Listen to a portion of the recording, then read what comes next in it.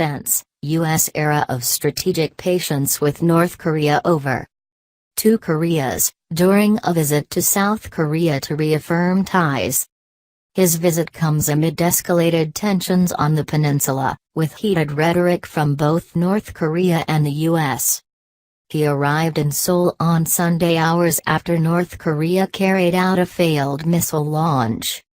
On Monday, the U.S. and South Korea launched a joint Air Force military exercise to ensure readiness against North Korea, according to South Korean media. Truce village of Panmunjom, where the war's armistice was signed. He told reporters, "There was a period of strategic patience, but the era of strategic patience is over. The U.S. wants to achieve security on the peninsula through peaceable means, through negotiations," he said, "but all options are on the table." Mr. Pence's latest comments echoed those made by Secretary of State Rex Tillerson, who warned that preemptive military action was on the table when he visited the DMZ last month. Mr. Pence also reiterated the U.S. commitment to South Korea, saying it was an ironclad alliance, and that North Korea should not mistake the resolve of the U.S. to stand with its allies. He has denounced North Korea's latest ballistic missile test as a provocation. Also on Monday, Mr. Pence went to Camp Boniface, a United Nations military compound near the DMZ. Mr. Pence is visiting South Korea, Japan, Indonesia and Australia on a 10-day Asia tour.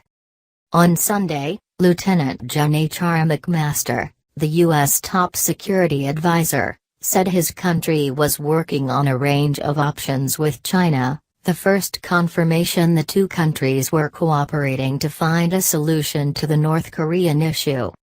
U.S. President Donald Trump also said on Sunday that Beijing was working with us on the North Korean problem.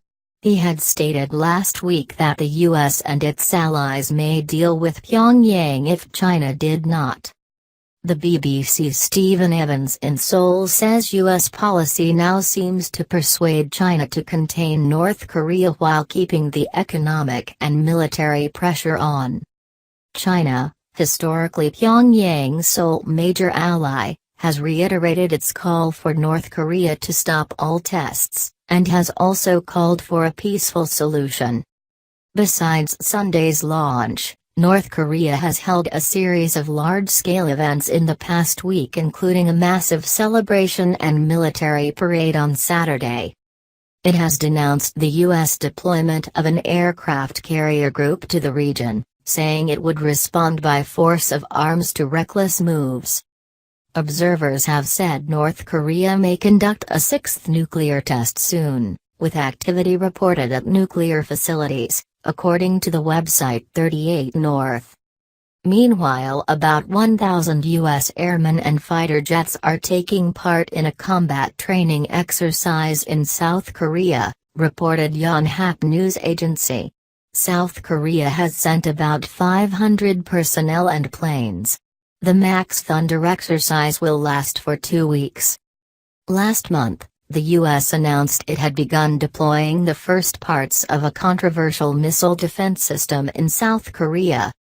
The Terminal High Altitude Area Defense System, THAAD, is designed to protect against threats from North Korea.